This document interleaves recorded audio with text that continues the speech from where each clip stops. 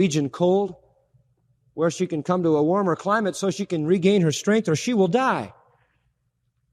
To which he answered, all or nothing, and stayed. And she died. And when she died, the mother was so distraught and so shattered. She found no love in her husband, but had doted all of her love on this little life, that she would sit for hours in a chair holding the clothes of the little baby and fondling them, feeding her starved heart on those empty garments. This didn't go on for many days until her husband took them all out of her hand and gave them to a poor woman in the street. But his wife had tucked underneath her a little bonnet which she kept as the last vestige of a memory. He found that and gave that away too, and gave her a speech on all or nothing. And in months, she died of grief. What stupid insensitivity. That kind of thing unmellowed is only tragic. You can be insensitive to the people around you in a tragic way. I think of Billy Sunday, the great evangelist. All of his children died in unbelief. All of them. Utterly insensitive to the ones around him while he was winning the world. There are many pastors and evangelists and Christian people who aren't even listening to what's going on in their own house and the people around them, who are so oriented to the task that they miss the people. Zeal with insensitivity is so cruel. And James had to be refined. I mean, he had to get from the place where he said, just burn them up, Lord, if they don't cooperate. Burn them up. To the place where he cared. Finally, the last individual, and we're not going to spend much time on him. We'll see him. He intersects the story throughout the New Testament because of the fact that he wrote the Gospel of John, 1st, 2nd, 3rd John, and Revelation. But I want to have you at least briefly meet John, James' brother. Now, may I hasten to add, we think about John, we think about some meek, mild, pale-skinned, effeminate guy lying around with his head on Jesus' shoulder, sort of looking up with a dove-eyed stare, with little skinny arms, you know. And you've missed it, folks, if that's what you think. He was in all those incidents about James that I just read you. And he was one of the sons of thunder. He was intolerant. Burn him up, Lord. He was ambitious. I want the seat on your right and left. He was zealous. He was explosive. But I think not quite as much as James. James seems to be the prominent one, and John does seem to have a side to him. I mean, at least John lasted. He lived till nearly the year 100. He outlived everybody. He was explosive too. Now, it's interesting to note that the only time he appears alone by name in the Gospels, you know what he's doing? He's mad at somebody. That's right, John. Who's he mad at? Some guy who was casting out demons. In Mark 9, why was he mad? He said to Jesus, he said, there is a man casting out demons and he's not in our group. He's not in our group. I forbade him to do that. I told him, listen, fella, cool it. You're not in our group. He was sectarian. I mean, he was narrow-minded. John says, Lord, I told him to be quiet because he wasn't in our group. Now, wait a minute. That's unbending. That's narrow. That is ridiculous intolerance. Well, that was John. But you know something? That became a strength in his character because he also had a tremendous capacity for love. And you show me a man who has a great capacity for love and no sense of the truth and no limits and no guidelines and no strong convictions, and I'll show you a disaster of tolerance and sentimentality. So God knew that the greatest source of truth in the New Testament, as far as a human author is concerned, about love would have to be a man who was also strong and uncompromising, or his love would take him down the road of sentimentalism. And if he was to speak the truth in love, he had to be as much committed to the truth as he was to love. And so you find two things that stand out in John's life: the word love and the word witness. 80 times he used the word love. 70 sometimes the word witness in one form or another. He was always the witness to the truth and always the teacher of love. And so he is the personification of speaking the truth in love. It's so good that his love was controlled by his witness, by his truth. He was a truth seeker. He wanted to know the truth. He was a discoverer. He was a visionary. He it was who first recognized the Lord at the lakeside of Galilee. He it was to whom God revealed the future in the apocalypse. He was the seer, the visionary, the truth seeker. The reason he was hanging around Christ's breast was not some kind of sloppy, sickening sentimentalism. What it was that his heart literally hungered for the truth as well as the deep affection for Christ. He wanted to gather in every word that came out of his Lord's lips as well as bask in the light of his love. So he became a lover, but a lover whose love was controlled by the truth. And that control was born out of that tremendous zeal he had in his personality, that passion, that strength, that fiery character. And in case you don't think he is, you try reading 1st, 2nd, and 3rd John and see how he denounces those who are antichrist and those who will stand up in the church to twist and pervert. He's firm. He's strong. You read the Gospel of John and see how he sets the people of God against the people of Satan, the redeemed against the lost, how he talks about the judgment of the righteous and the unrighteous. The man knew where the lines were drawn, and his love is never sentimentalism. But he is characterized by love. You just don't see much about him in the other Gospels unless it's with James, as I showed you, or in the list of the group. But where he emerges is in his own Gospel, and he appears in his own Gospel several times, always the same way. How? Listen. John 13:23. Now there was leaning on Jesus' bosom one of his disciples whom Jesus loved. Whom Jesus loved. The disciple whom Jesus loved. That's John. He never uses his name. He calls himself the disciple whom Jesus loved. Now listen. The man had a heart of love. And a man who has a heart of love understands love and has a great capacity to give and receive love. People who can love greatly can be loved greatly because they understand. And John literally took in the love of Christ and gave out the love of Christ. So he called himself the disciple whom Jesus loved. That's the only thing he ever called him. In the 19th chapter, in the 26th verse, he appears again. Jesus saw his mother and the disciple standing by whom he loved. Same disciple whom Jesus loved. Chapter 20, verse 2. Then runs and comes to Simon Peter, Mary Magdalene does, and to the other disciple whom Jesus loved. Chapter 21, verse 7. Same thing. Therefore, the disciple whom Jesus loved said to Peter. Verse 20, Peter turning about sees the disciple whom Jesus loved. To Jacob so that the maidservant could conceive for her, like as a stand-in, as a surrogate. And so that works. But then Leah can't have any more kids. So she gives her servant to Jacob. She already gave him 4, but he doesn't love her. He doesn't love her. Oh, but I'll give him another one. And he still doesn't love her. And so, okay, I'll give him another one. And he still doesn't love her. And she is trying to win the love of someone who up until this point in Scripture has given no indication that he even loves himself. In fact, the whole reason he's there in the house is because he was running from himself, pretending to be his brother.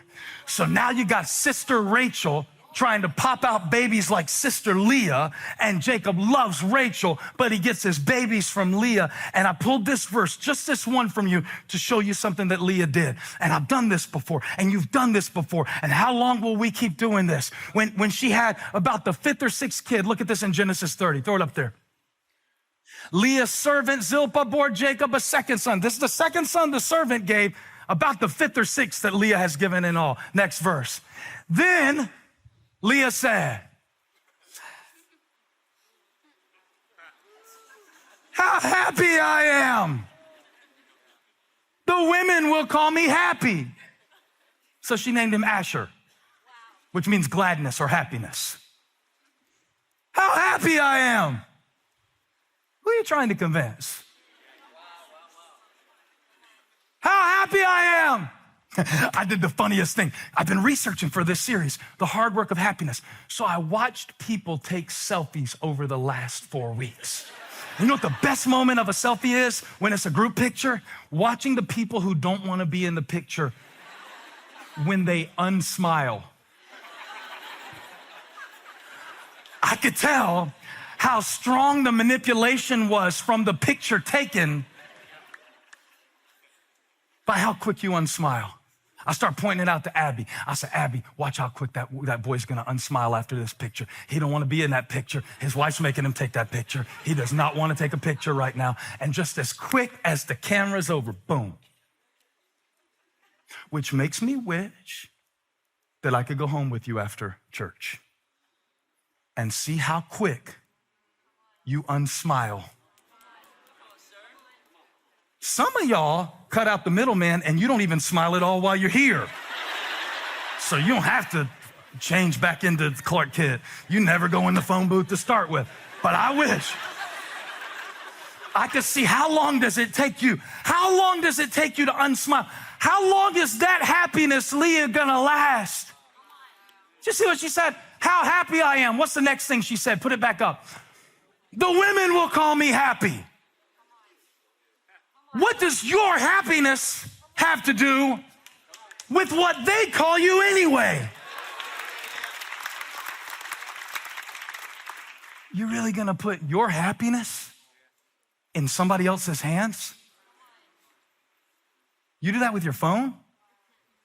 You let a complete stranger either make you happy or make you miserable? That's a horrible strategy for happiness. Because now your happiness is only as safe as the sanity of the person whose hands you put it in. And bonus notes, people are crazy. What does it take for you to look? She's having babies left and right for the approval of someone who hasn't even truly met himself. And so are many of us. I can't wait to preach at YouthX this week. I can't wait to talk to my 16-year-old self. Because that's what I'm gonna do when I get up here, okay? I'm gonna talk to my 16-year-old self and say, there is no formula for happiness that starts with if I had.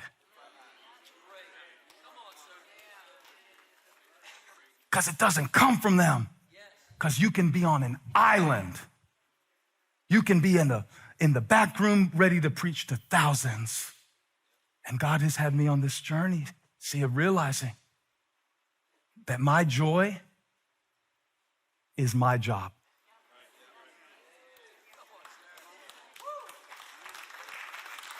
My joy is my job. I may never write another book again, but if I did, that'd be a great title. My joy is my job. And in fact, I kind of want to point at you today and say, your joy, I'm going to make you do it. Look at the person next to you and say, you can't make me happy. Are they offended? I promise you, if you said that to somebody that you live with, they're relieved. Because you're heavy. You are heavy. They always got to make you happy. It's not their job description to make you happy. And it's not God's either.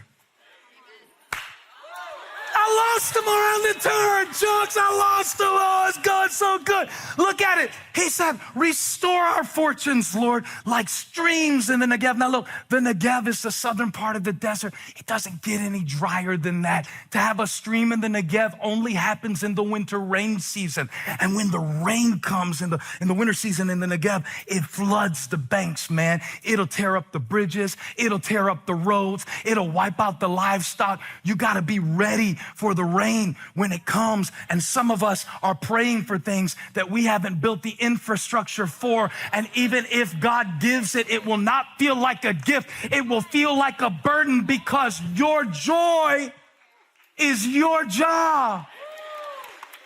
Not an event, not a promotion, not knowledge, not an amount. Your bank account keeps going closer and closer to that level that you thought that you would need to feel secure, and you are still scared because blessedness is not a state of affairs. It is a way of life. We got some work to do. The hard work of happiness. And look what it looks like. he said, the Lord can do a miracle and send it like streams in the Negev, which is a completely supernatural phenomenon. That's not an ordinary thing for the Lord. And we need to pray, Lord, restore my joy. But watch what the psalmist instructs us to do. And I don't know if you're ready to do this or not. And for many years of my life, I wasn't ready to do that because I was addicted to self-pity. Too confusing or too real? That was my addiction. It was my addiction.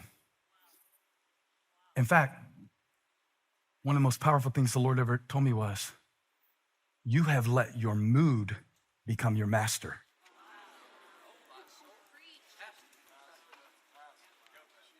And I read in the Bible about Pharaoh, and the Lord would say, you have let your feelings become your Pharaoh.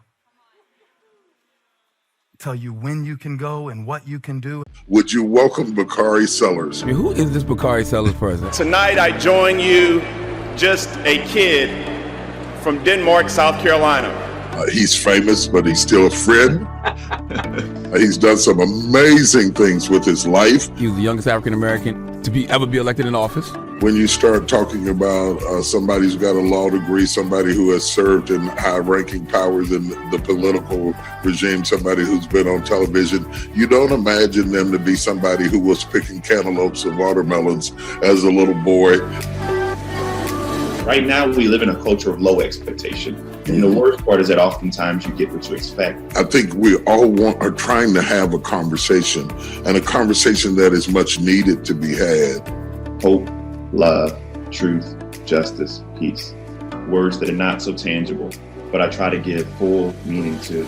You can't heal what you don't understand, and you can't fully love what you don't understand. And this is an opportunity to get an understanding. We have to begin to give people their humanity. We have to display more levels of compassion, and we have to show some level of empathy.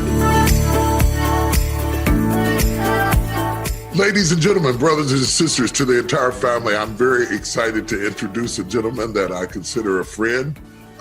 He's famous, but he's still a friend. He's done some amazing things with his life. Born in 1984, which makes me feel really, really old. In a place we're going to talk a lot about today, Denmark, South Carolina. He hails from Morehouse University, where he did his undergraduate work at Morehouse, and then went on to the University of South Carolina for the School of Law, where he graduated in 2008. He has worked with everybody from Congressman Clyburn to Atlanta Mayor Shirley Franklin, who I know both of them very, very well. He continues to be a voice of power and influence. Would you welcome Bakari Sellers? Hi, Bakari. Thank you so much for having me, Bishop. And just, it's always an honor to be in your presence, whether or not we're on the phone or texting or here live streaming. So just thank you for your friendship and your sustenance during those times of need, especially. You know, I'm honored as well. I think we should tell them how we officially met. Of course, I've seen you on TV for some time and had no idea that you were watching me too. Then I spoke for Tyler Perry's coronation of that amazing studio there in Atlanta, Georgia. And when I got through speaking, I looked around, and this big, tall guy that I'm looking up to has collapsed on my chest and is weeping and crying. And I'm patting on him like he's my little boy. So I think about that moment often. We were all dressed in these amazing like linen outfits because it's warm in Atlanta, Georgia. We're in this makeshift church outside, and then we have this amazing spread. And I see you, and I walk away from my table. I'm sitting over there with some friends of mine, Charlemagne and others, and I see you, and I walk up, and I was just going to go shake your hand, and then I listened to your sermon. And you talked about cod, and you talked about the freshness of it and how we preserved its freshness by making sure that its haters were in the aquarium with it, the catfish that chased it around. I still remember the scripture and the sermon. And that year had been so tough. Many people know, we talked about it a lot on CNN, but my daughter was born with biliary atresia, which is a rare liver disease. And my family had gone through so much. The disease attacked and killed her biliary tract. And forced her to have a liver transplant. She was on that waiting list for 93 days. And so just imagine 93 days each day watching your daughter literally die every single day, get worse. And so when I saw you, it was just a wide range of emotions. And I wanted to get some words out, and they didn't come out, but tears just flowed. And I just needed a hug at that moment, because I had carried so much that year, being the head of my household and trying to be strong for my wife and my kids and my family. And so I'm grateful for that hug. Usually I get that hug from the church ladies, the older church ladies in there, but I was grateful to get that hug from you, Bishop. I needed it. And so ever since then, you've been a phone call away, and I'm appreciative of that. One of the things that I think is very unique to our community, and you do such a good job, we're going to talk about your book in a minute, you do such a good job in the book of talking about this, is the sense of community that exists amongst us. And I think it is unique to minorities because we have similar backgrounds, similar struggles, and easily adopt each other. we just like right there on the spot, we easily adopt each other and go on a journey that is absolutely amazing. If you would have told the little boy that grew up in Denmark, and by the way, Denmark, I did not know that Denmark, South Carolina existed. Okay. I've never been to Denmark. I said, that's amazing. So I read that in your book and learned about it in the book. It was absolutely fascinating.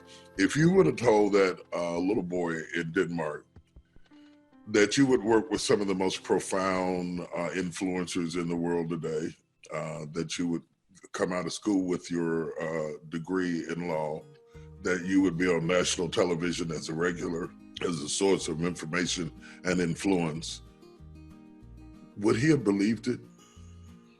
That little boy was always a dreamer, and I was a dreamer because my parents always taught me to dream. But I'm not sure if I would have realized or believed that I would have come this far. Denmark is a town where we got 3 stoplights and a blinking light. We country. That dirt road living. We had the icy lady where you go down and you get the 10-cent little small cups of the icy. Yeah. We talked about those church ladies. I remember Jenny Marie, who was the matriarch of our family. My father was the one who actually had to have the talk with her. She was 90 years old and still driving. So you know how difficult it is to go get the keys from your older generation folk. And so she would always cook the sweet potato pies and the coconut pies with 2 sticks of butter. And they would give you those big hugs and have you smelling like Chanel No. 8 all day long. That's where I was born. That's where I was. That's my home. That's community. That's my community. And I'm a product of the proverb, it takes a village to raise a child. Mm-hmm. And I didn't believe that, I'm not sure I knew that I would have made it this far, but I always dreamed of being something my community could be proud of, my family could be proud of. And so whether or not it's my book, whether or not it's my being on TV, but even more importantly, me being a father and me being a husband, I really set those as my guideposts. I feel as if I will live a full and complete life if I can make my community and my family proud of the works that I do. That's an amazing story. And you had a tough beginning. I mean, you weren't born with a silver spoon in your mouth, so to speak. You could have easily taken a side road, born in fluctuating economic circumstances. It's very interesting. I kind of got to know you even more reading through the book. There were so many things that I didn't know about you. And there were so many things that I related to. In this COVID-19 climate, what do you think Have you ever watched The Exorcist and wondered, are demons real? Well, we interviewed a leading exorcist to find out, and the truth was shocking. Tell me who you are. The one you won't get out. The one you can't. Levitations, vomiting, spitting at the priest with an uncanny marksmanship. That has not been a movie for me. Listen to The Exorcist Files on the iHeartRadio app, Apple Podcasts, or wherever you get your podcasts. Paper Ghosts is a true crime podcast investigating the mysterious disappearance and brutal, unsolved murder of Tammy Zawicki. They just kept telling us from the beginning, she'll be back, she'll be back. We had no clue where she was. Didn't know where to begin looking. Tammy's story shocked the nation. The deeper I searched, the more troubling things I found. the best lead, the best evidence, the best witness was blown off. Listen to Paper Ghosts on the iHeartRadio app, Apple Podcasts, or wherever you get your favorite shows. I'm Jason Alexander. And I'm Peter Tobin. And we know you've been pining for a brand new podcast hosted by a beloved television icon. And a largely unknown talk radio host. Yeah. I wrote that. Pine no more, because we're the hosts of Really No Really, the funny, informative show that seeks the answers to things that make us say, real? No, really? You'll laugh, you'll learn. And we'll get paid. That's Really No Really with Jason Alexander and Peter Tilden on the iHeartRadio app, on Apple Podcasts, or where you get your podcasts. And anybody who uses the word pining, let me know, because I don't think anybody's used that since the Middle Ages. Very common word. The guys are here. They're going to break down, you know you've had good sex when, ... Woo! I'm gonna do a couple, and then I know the guy's gonna jump in. I know they're gonna jump in. I know. Yeah. Okay. A lot of people have been getting used to one another. They do it. I just don't like to tired. They rested. They haven't been gone. So they've been throwing down some good loving. You know you have had some good sex when you wake up with one sock on. You're like, damn, that was what the hell? What the hell happened? Where's my sock? Here's another one. You know you've had some good ass loving when both of y'all wake up between the two mattresses. Like, what the hell? Is the mattress on top? Oh yeah, the mattress is on top. Oh, that's that good loving right there. I got two more. You know, just for the men, you have had some good loving. When you wake up, you look in the mirror and you got on her eyelash. Like, damn. How the hell? Boy, this was good, boy. This was good. Yeah, I got one more. Yeah, all right. You know you have had some good loving. Good ass loving. When you wake up and both of y'all is at the bottom of the bed. Like, how the hell? What is... All right, I know you got one. Anybody got one? Jump in. Bring it. You know you had some good loving when, ... Hang on, Jay. You know you've had some good loving when you knock all her medication off the nightstand. It's all on the floor. Pills is everywhere. We don't know which one to take. I love it. Tommy, what you got? You know when you had some good loving, and you just look at her and say, where your mama at? What? Wait, what? Generational loving. My bad. Wow. Okay. Where are we going? You know you've had some good loving. You know you done had some good loving when you wake up the next morning and call in to work and your job ain't been open since the 13th. That's good loving. Hey, I ain't gonna make it today. All right. I love it. I got one. You know you have had some good loving when you wake up and there's a hot glue gun in your hand and it's still on. Like, what the hell was I hot gluing? What? You know you've had some good sex when you kick over a candle in the middle of sex and y'all turn into firefighters.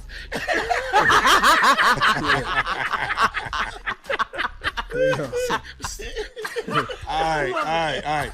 You know you had some good loving when you in the middle of it and look her in her eyes and say, you know what? I'm gonna buy you some money. I swear to God, I'm gonna buy you some money. I ain't lying to you. All right. You know you done had some good loving when both y'all jump up and start washing your hands and it ain't got nothing to do with Corona. I got one more, and then you close it out, Steve. I got one more, and then you close it out. One more. You know you have had some good loving when you wake up and there's a happy face on your ass. You like, what the hell? I cannot. Who put that there? An emoji? Who put that there? Close it out, Steve. Close it out, man. You know you done had some good loving when the family is down there having breakfast during quarantine, and you and your wife look at the kids and go, "What y'all looking at us for? Quit looking at us." Grown folks. Oh my God. Man. All right, coming up next. Damn it, quit looking over here. Close the door. Right after this.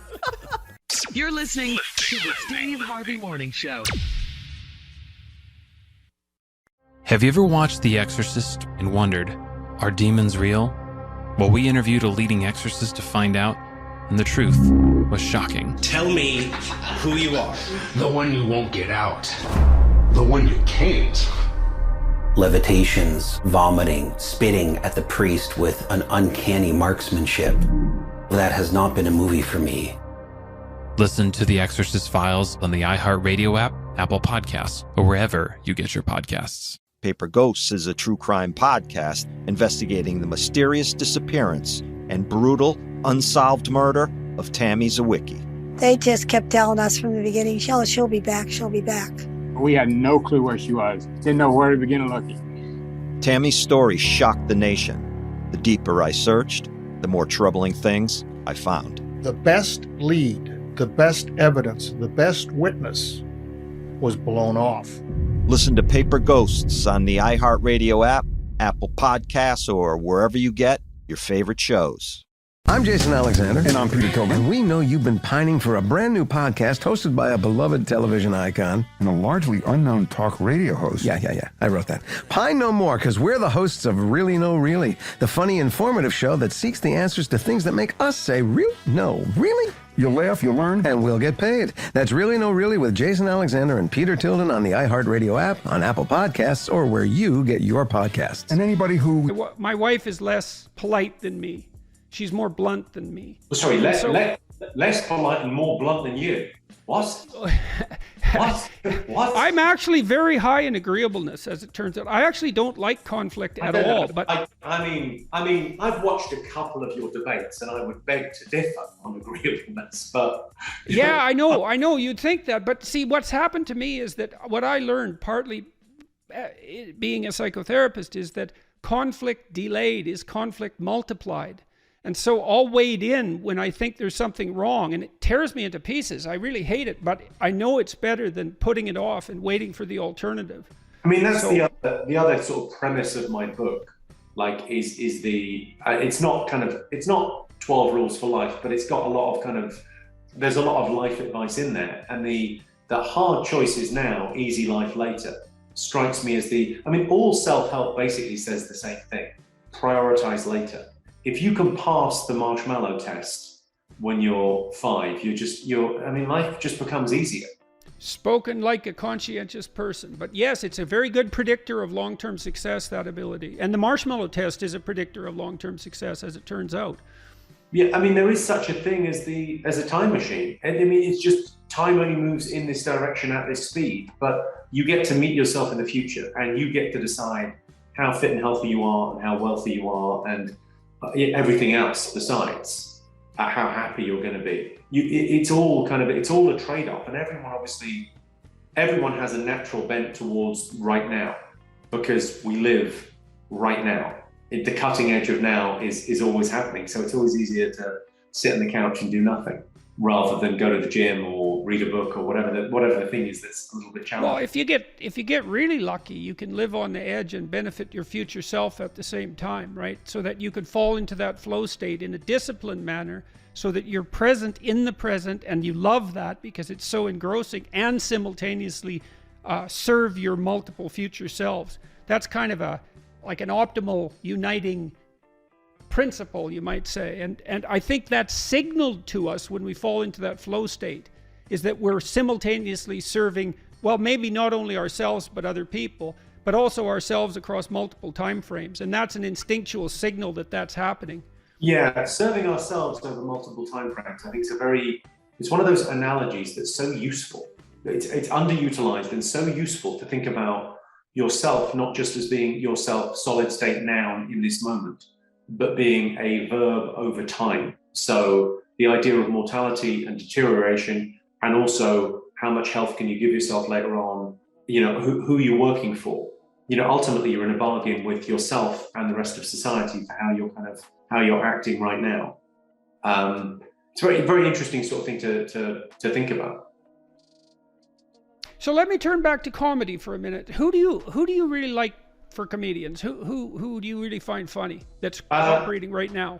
I mean, I suppose it's that thing of like, you often find your friends very funny. I find there's a guy called Neil Brennan who co-created The Chappelle Show, who has one of the best. I think you would love his special. It's called 3 Mics. It's on Netflix. I think it might be the best comedy special that anyone's done. So the first mic is jokes, one-liner jokes, not dissimilar to the kind of thing that I would do. Great. The second mic is stand-up, longer form material, kind of routines. And the third mic is the truth. And obviously you start watching Neil's show and the first 5 minutes you just go, yeah, tell us more jokes. Jokes are fun, give me more jokes. Then about 30 minutes in, you're like, stand-up is really good. The stand-up bits are more fun. Less jokes, please. And then by the end of it, you're just tell me what happened with your dad. Just tell me what happened.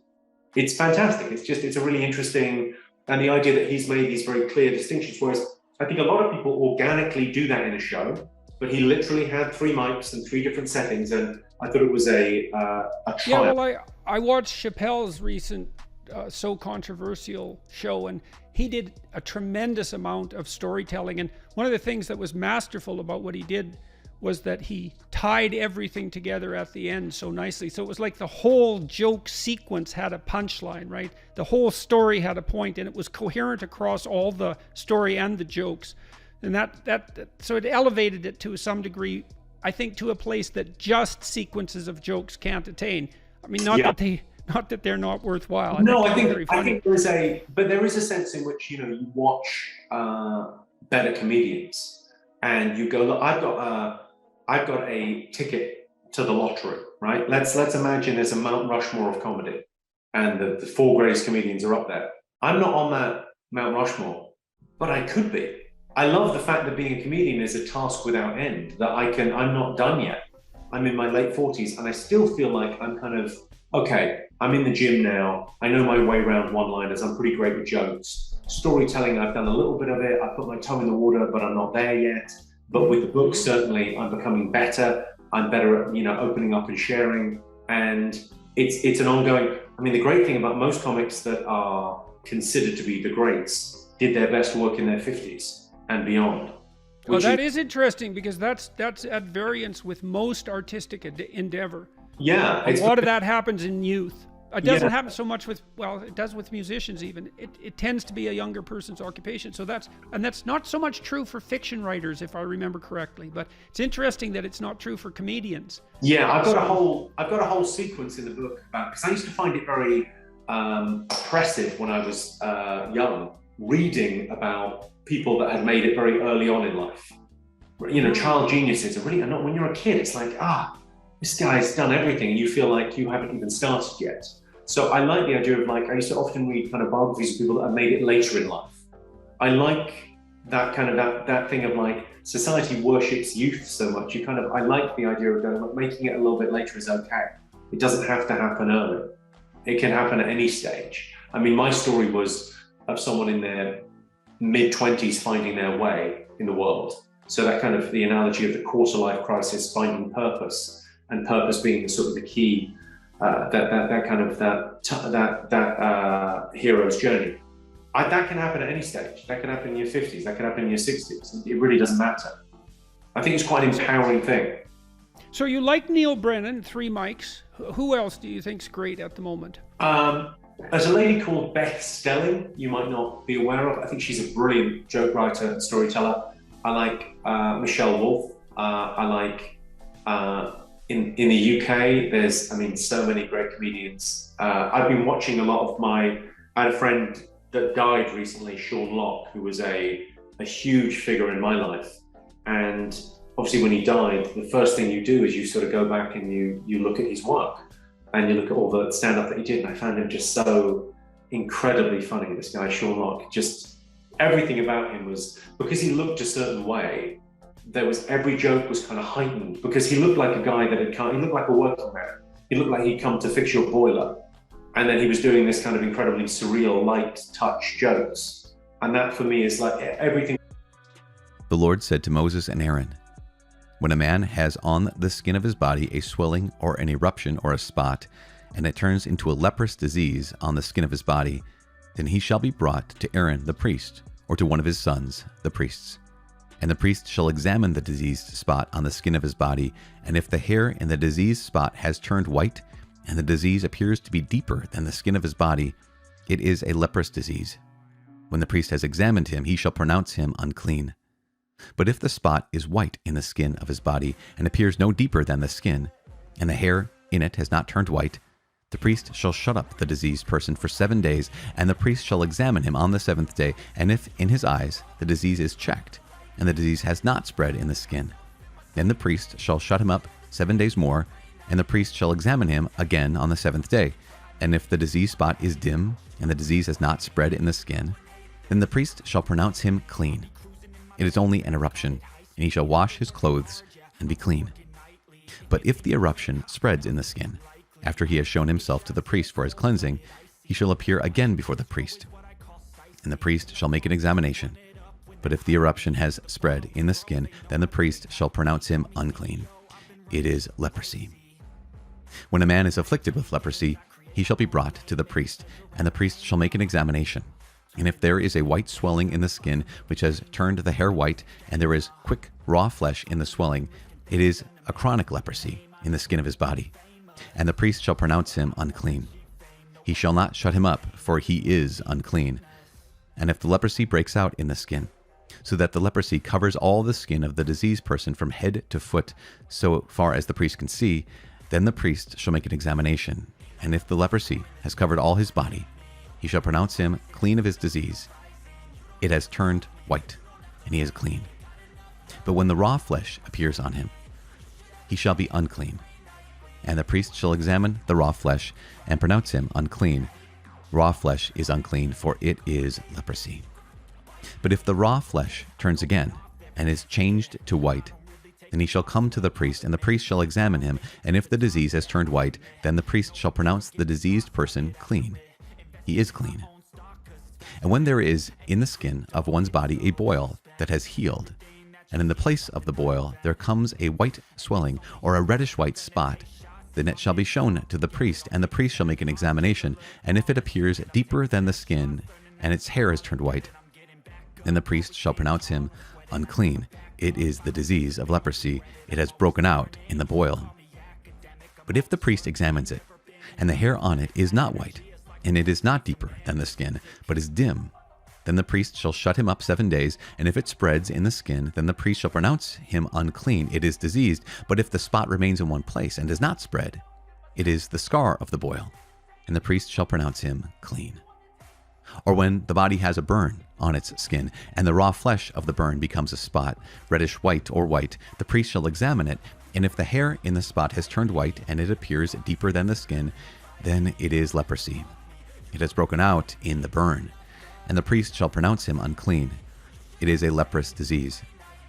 But if the priest examines it, and the hair in the spot is not white, and it is no deeper than the skin, but is dim, the priest shall shut him up 7 days, and the priest shall examine him the 7th day.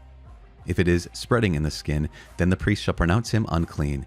It is a leprous disease. But if the spot remains in one place and does not spread in the skin, but is dim, it is a swelling from the burn. And the priest shall pronounce him clean, for it is the scar of the burn. When a man or a woman has a disease on the head or the beard, the priest shall examine the disease. And if it appears deeper than the skin, and the hair in it is yellow and thin, then the priest shall pronounce him unclean. It is an itch, a leprosy of the head or the beard. And if the priest examines the itching disease, and it appears no deeper than the skin, and there is no black hair in it, then the priest shall shut him up with the itching disease for 7 days. And on the 7th day the priest shall examine the disease. And if the itch has not spread, and there is in it no yellow hair, and the itch appears to be no deeper than the skin, then he shall shave himself. But the itch he shall not shave. And the priest shall shut up the person with the itching disease for 7 days more. And on the 7th day the priest shall examine the itch, and if the itch has not spread in the skin, and it appears no deeper than the skin, then the priest shall pronounce him clean, and he shall wash his clothes and be clean. But if the itch spreads in the skin after his cleansing, then the priest shall examine him, and if the itch has spread in the skin, the priest need not seek for the yellow hair, he is unclean. But if in his eyes the itch is checked, the black hair is grown in it, then the itch is healed, then he is clean, and the priest shall pronounce him clean. When a man or a woman has spots on the skin of the body, white spots, the priest shall make an examination, and if the spots on the skin of the body are of a dull white, it is tetter that is broken out in the skin, he is clean. If a man's hair has fallen from his head, he is bald, but he is clean. And if a man's hair has fallen from his forehead and temples, he has baldness of the forehead, but he is clean.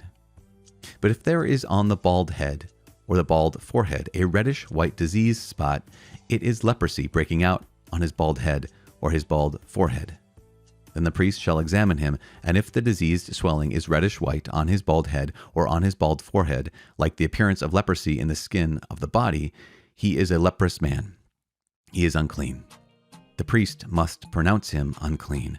His disease is on his head. The leper who has the disease shall wear torn clothes, and let the hair of his head hang loose. And he shall cover his upper lip and cry, "Unclean, unclean." He shall remain unclean as long as he has the disease. He is unclean.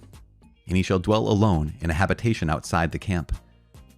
When there is a leprous disease in a garment, whether a woolen or linen garment, in warp or woof of linen or wool, or in a skin, or in anything made of skin, if the disease grows greenish or reddish in the garment, whether in warp or woof, or in skin, or in anything made of skin, it is a leprous disease, and shall be shown to the priest.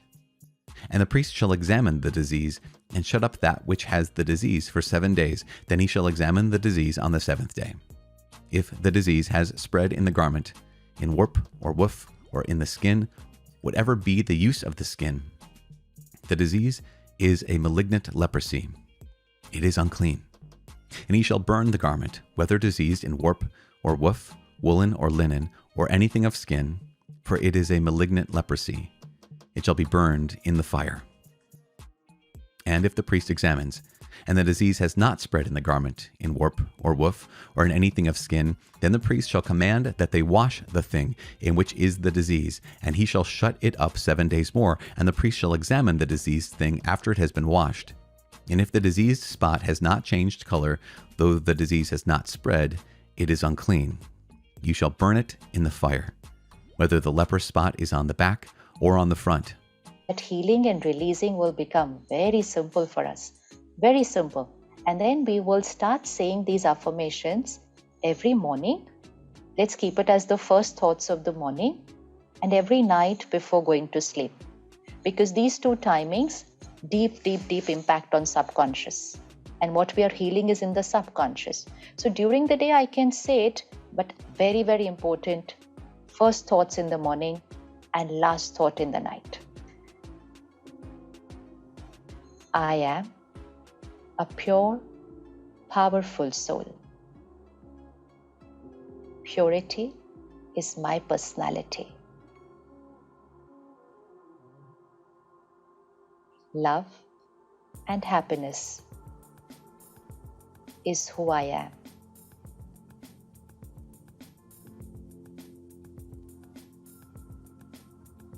I create happy thoughts always.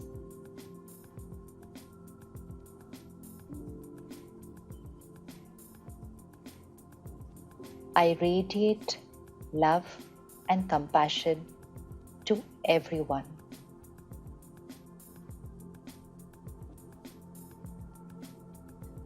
Past is past. It's over.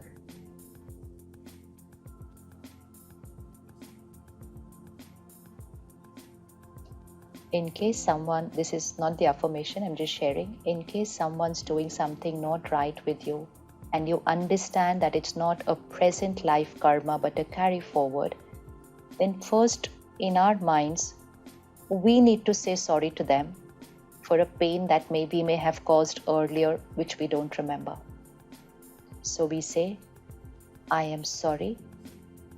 I am sorry for what I have done in the past. So we are saying sorry for something we did in a past life. We don't know what we had done, and we don't need to know, but we need to apologize. I'm sorry for what I have done in the past. I forgive you for what you have done in the present. I forgive you for what you have done. Our past karmic account is over. Is over, which means that past energy that we were exchanging is over. A new beginning. I radiate only love and blessings to you. Because this is who I am.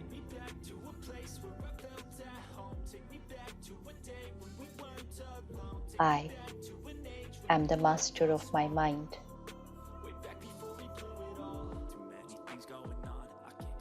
I am the creator of my destiny.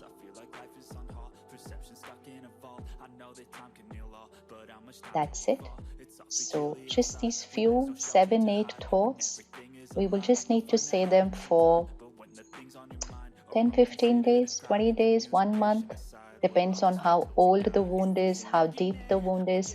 Initially, when you say it, you might not feel it, but just say it, because we're just overwriting an earlier thought pattern, and we're teaching our mind to think differently. And gently, within 4-5 days, a week, you will start feeling what you are saying. And a few days more, and you will start believing what you are saying. And then the past is over.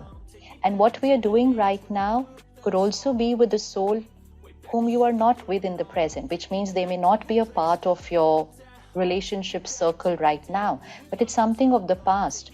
Even then, we need to settle that negative karmic exchange that was there. It's not necessarily it's with people whom we are with in the present. It could be someone in my childhood, it could be anything. But I need to settle any uncomfortable karmic energy exchanges so that that karmic account is closed, and whenever we meet again, it's always going to be a beautiful energy exchange, always. So then we are traveling light here. No baggage, no emotional baggage. In the present, we will not create emotional baggage because we understand we are the creators of our thoughts, but we are releasing past emotional baggage. So we travel light, and light is always happy, it's always pure. And when the moment comes and I, the soul, leave this body, it's going to be with so much ease and dignity, so light, not carrying any burden at all, because I was settling and releasing and cleaning and forgiving while on the journey. So even every night before going to sleep, if there's anything that happened during the day, release, clean, forgive before going to bed. Every day. Release, clean, forgive before going to bed. Apologize before going to bed. Even if it's just in the mind, because everything is only about thoughts and energies. Release, clean, forgive, apologize. Even if you just said a rude word, even if you got irritated, apologize in your mind. It will send healing energy to the other person. Just apologize. I'm sorry for what I did. If you can say it to them, beautiful. If you can't, just create a thought. Thoughts travel. They reach. I apologize. I'm sorry. And if someone was not right, it's okay. I understand you were in pain. I forgive. So we're cleaning the clutter on the mind every day. Like we clean our bed, we clean our home, we clean our body, we clean our mind every day. And if we clean it every day, There's no baggage that we're carrying. We're traveling light. And traveling light is happy, pure, loveful, and extremely powerful. Extremely powerful, because your mind becomes very powerful. The mind becomes weak if it's carrying too much baggage, old stuff there. Very subtle, we're not even aware. So it's very simple. Being happy and radiating happiness is the simplest thing to do in life. Thank you so much, and I'm open to whatever you now want to share.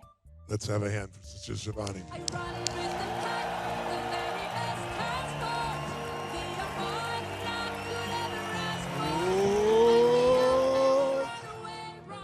Yes. Please grab a seat. We'll have a few questions. Sister Shivani, would you share with us how you came to these truths, to the truth that everything is created by our own thoughts, the truth of forgiveness? Because these truths have been known, but not everyone embodies them. So would you share with us a little of your story of how that came to be and how you've come to embody them so deeply? I got introduced to the Raj Yoga meditation, which I learned at the Brahma Kumaris about 25 years back. And it begins with experimentation. It's not something that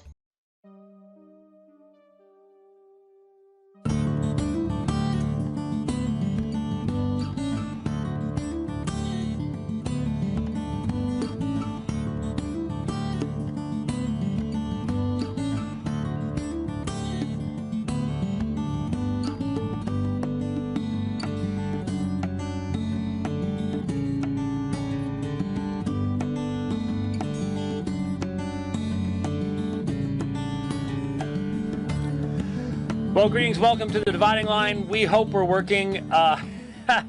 Evidently, we had, it's been a weird morning, a day here in Phoenix. Evidently, we had power outages here at the office, and computers shut down and did so inappropriately and trashed programs and everything else. And we weren't going to do a program today anyways, but sort of providential that we did, or we may have had, well, we just had the same problems, I guess, next week once we started to try to webcast. So we're starting a little late. I'm not sure how long we're going to go. I've just got a couple of videos to look at.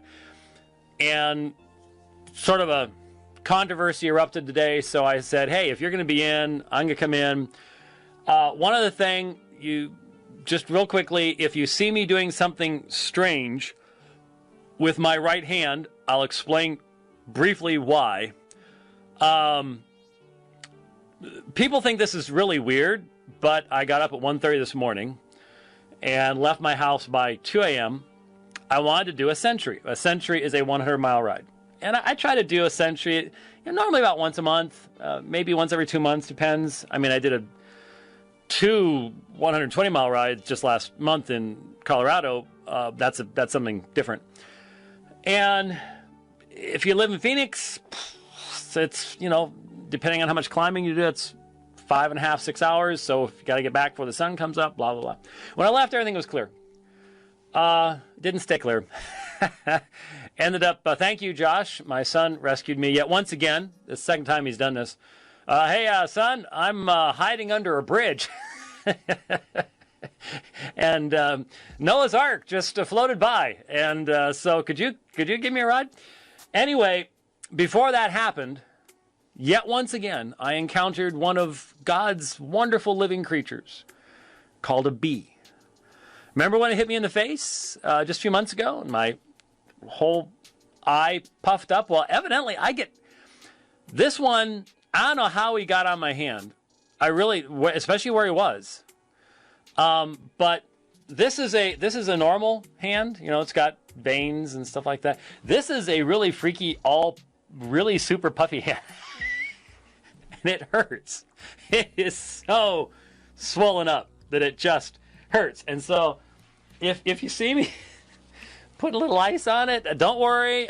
Please, we don't need all the home remedies. Well, if you take 3 teaspoons of this and add it to some oatmeal and cook it under a full moon. Don't need all that stuff.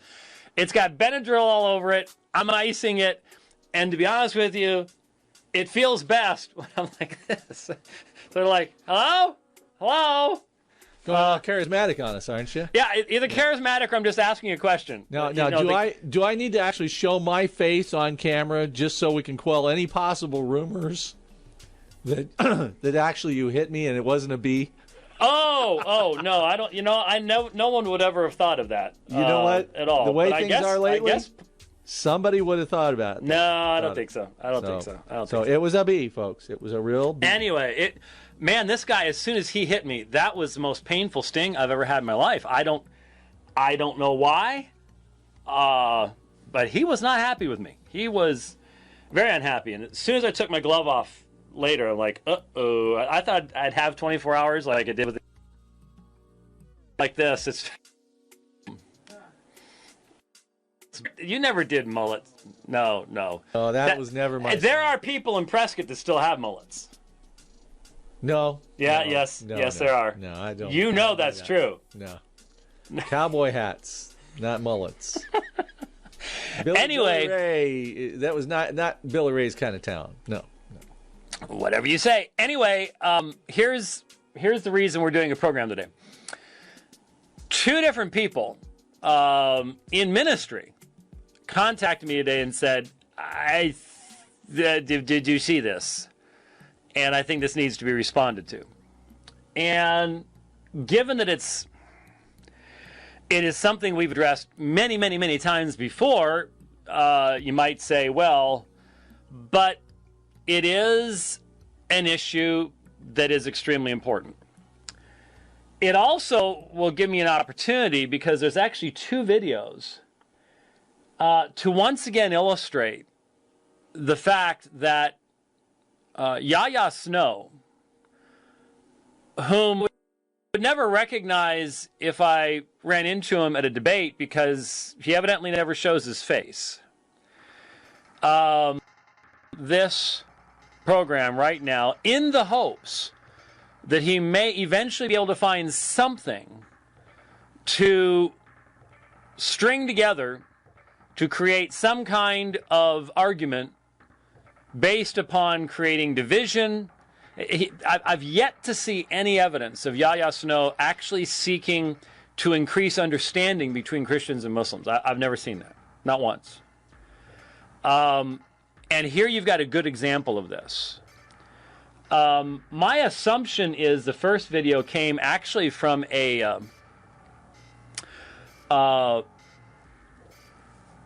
webinar type thing that I'm actually going to be doing tomorrow morning. Sort of a worldwide thing that Jonathan McClatchy is involved with. I'm going to be talking about papyri, Greek New Testament papyri, but I'm assuming this was from one of those because, well, you'll see. And fundamentally, the purpose of the video is to say, well, Christians can't even tell whether the belief in the Trinity is necessary for salvation. Now, we've addressed this many times before. It's funny, given the almost exhaustive library, exhaustive library of video clips that Yahya has, that he didn't pull up where I've addressed this before. Because, well, you see, the problem is the way I've addressed this before would ruin his narrative. Because it would